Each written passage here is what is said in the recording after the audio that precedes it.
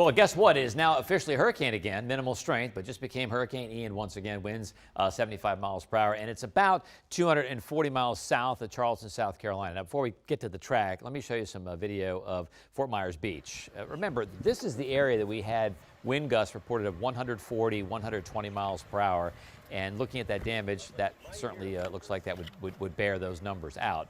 And when the storm hit, it had sustained winds of 150.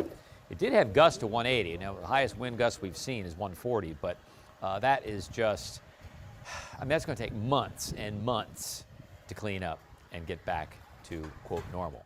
Okay, so, you know, South Carolina shouldn't sleep on Ian either. It's a Category 1 storm, probably will stay that, but still, it's going to head essentially right toward Charleston. This is Friday morning, Category 1.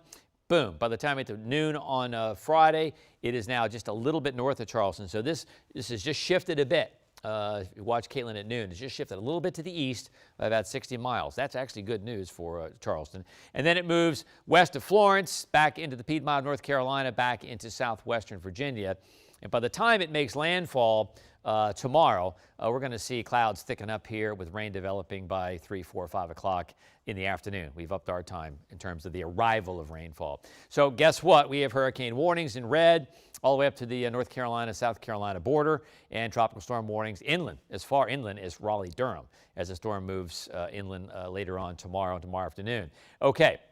So we also, in addition to that, we also have the radar, and you can see the bands. And the good news is heaviest bands are just offshore right now, but they're going to move up to the north. So pretty soon, Savannah's going to be hit again, and also up into Charleston, South Carolina, maybe as far north as Bald Island, North Carolina as well.